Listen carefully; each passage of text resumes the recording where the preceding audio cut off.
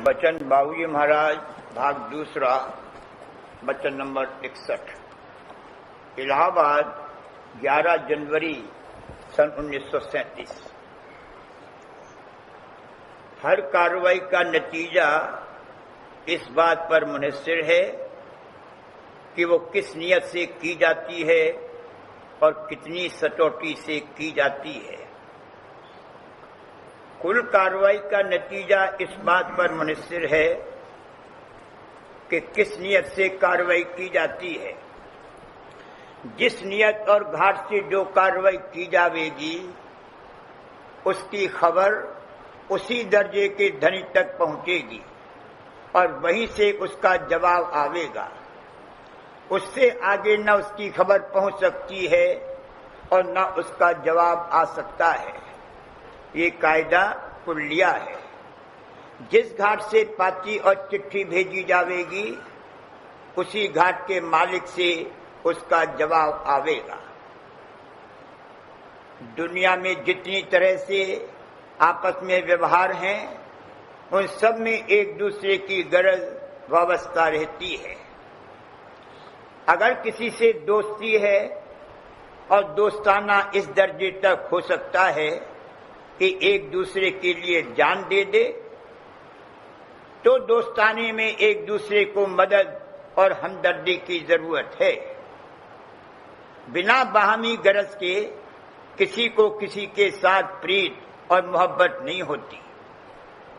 अगर एक दूसरे के लिए जान नहीं दे सकता है तो कम से कम हमदर्दी तो होती ही है। मोहब्बत और दोस्ती का इश्क रूप होना और बात है। इश्क का दर्जा बहुत ऊंचा है। दुनिया में यानी स्वार्थ के कामों में जिस कदर नेक नियति और ईमानदारी से कोई व्यवहार रखा जाएगा और काम किया जाएगा उसी कदर उसमें खुशनुदी और खूबसूरती रहेगी, बल्कि दिलों में ताजीम भी होगी। कोई दफ्तर में काम करता है, अगर वो अपने काम को नेकनियती व ईमानदारी से करता है तो पहले तो अपने मालिक की खुशनुदी हासिल करता है। ये मालिक से खुश और मालिक इससे खुश। ये इसलिए खुश है कि इसको अपने काम की एवज में तनख्वाह मिलती है और वक्तन फवक्तन इनाम इकराम भी मिलता है और मालिक सख्ती नहीं करता।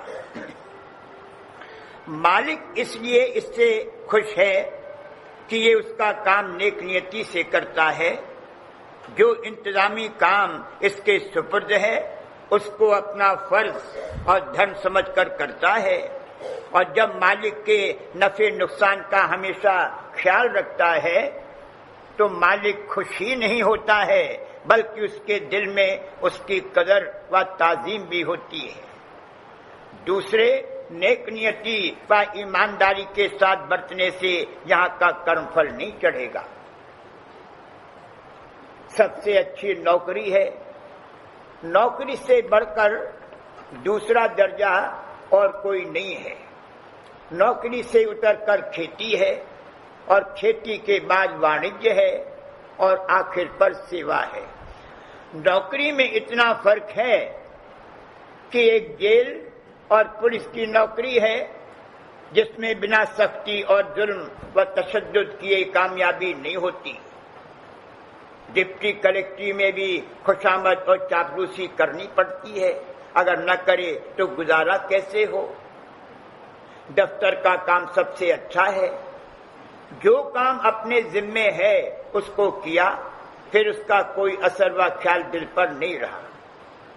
इस तरह के काम में कर्मफल नहीं चढ़ता है। वाणिज्य में आजकल आमतौर से नेकनियती से काम नहीं लिया जाता है, लेकिन अगर कोई चाहे तो इसमें भी अपने को कर्मफल से बचा सकता है। ये देखी हुई बात है कि एक साहब दुकान करते थे। कोई ग्राहक आया, उसने एक चीज पसंद की, उसका दाम भी मंजूर कर लिया और खुशी से उस चीज को ले जाना चाहा, मगर उन साहब ने कहा کہ اس چیز میں فلاں نقص ہے، اس کو کھولو گے تو اس میں فلاں دھاگا ٹوٹا ہوا پاؤ گے، اب بھی اگر تم کو پسند ہو تو یہ چیز لے سکتے ہو۔ اس قدر نیک نیتی اور ایمانداری سے وہ وانج کرتے تھے اور بہت کم منافع لیتے تھے، ان کا کاروبار خوب چلتا تھا، بہت آمدنی ہوتی تھی۔ ایسے شخص پر کرم پھل نہیں چڑھ سکتا۔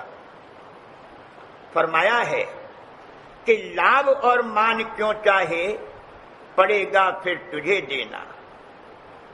جس نے لابھ چاہا ہی نہیں اس کو دینا ہی کیا پڑے گا۔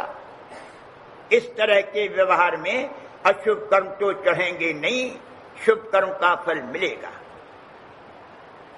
یہ بہت اونچے گھاٹ کی بات ہے کہ کسی کو کچھ کرنا ہی نہیں ہے، جو کچھ کرے محض گرو اور مالک کی سیوا کے لیے کرے۔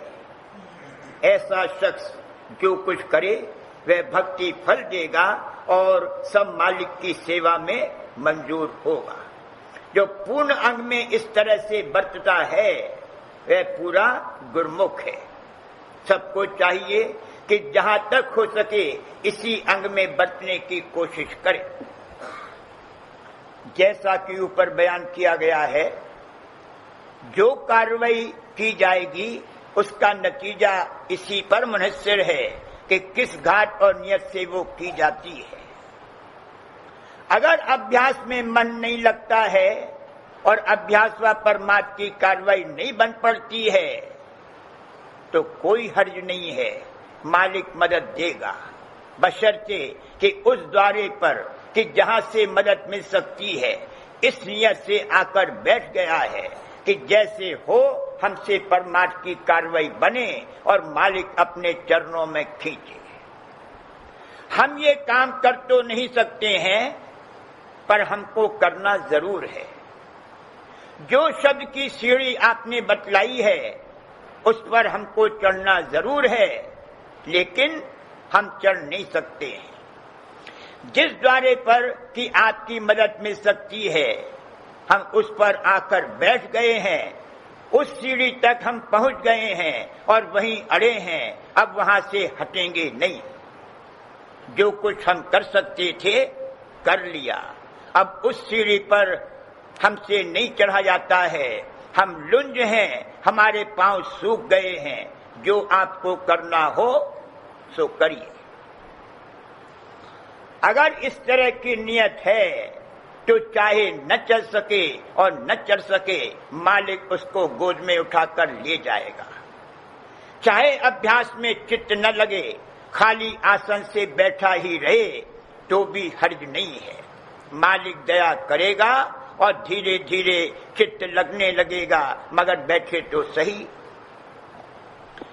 چاہ غرض اور نیت اس طرح کی جیسی کہ اوپر بیان کی گئی ہے ہونی چاہیے، مالک ضرور مدد دے گا۔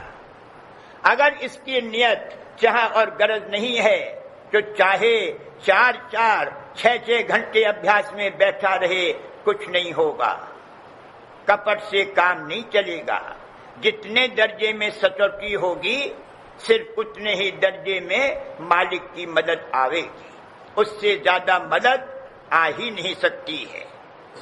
یہاں سبھی انتہکرن کے گھاٹ سے کام کرتے ہیں، مگر انتہکرن کے گھاٹ پر بھی جس قدر انتر کے انتر دھس کر سچوٹی سے کوئی کارروائی کی جائے گی اسی قدر اس کا پھل ملے گا۔ دیا و مدد کے لیے گرو اور مالک کو نہارتے رہنا چاہیے۔ یہ تب ہوگا جبکہ اس کو گرو سوروپ پیارا لگے گا۔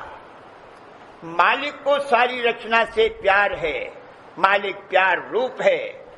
جب اس میں مالک کا پیار جاگے اور مالک کا پیار اس کو دکھائی دے تب گرو سوروپ میں پیار آئے گا۔ جو شخص ابھی ہولی کے دروازے پر شراب کے لیے بیٹھا ہے اور دنیا بھر کی واہیات خرافات اور فساد کر رہا ہے اس کو گرو سوروپ میں کیا پیار آئے گا۔ ایک انگ میں یہ بات ٹھیک ہے کہ دیش، کٹمب، پریوار، ماں باپ، ذاتی ورن आदि के असर से यहाँ सब रूप बनते हैं, मगर उस रूप में कौन बैठा है, कौन चीज है और किस तरह की धारें उसके अंतर में चल रही हैं, उन सब की झलक और छटा चेहरे पर आती है।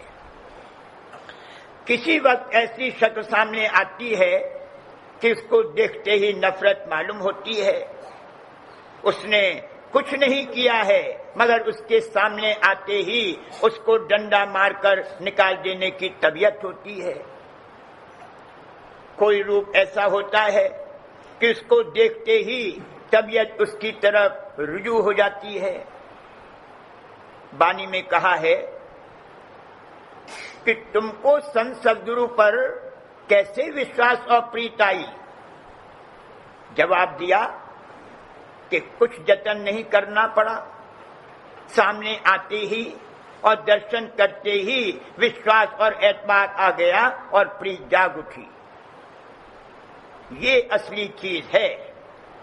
यूं बाहर से मामूली तौर पर गुरु स्वरूप भी जैसे यहाँ और रूप हैं उसी तरह नजर आता है, मगर उसके अंदर जो बैठने वाला है, जिसकी की झलक और छटा चेहरे पर है, जब वह यानी मालिक जो कि प्यार रूप है दिखाई दे, तब गुरु स्वरूप में प्यार और प्रीत आवेगी। अगर वो छटा दिखाई ही न दे तो प्यार कैसे आवेगा? जितने दर्जे में इसको मालिक और गुरु पर एतबार आया होगा, उतने ही दर्जे में मालिक को इस पर एतबार आवेगा। अगर इसको मालिक पर एतबार आया है तो मालिक को इस पर है। इसकी साख कायम हो गई।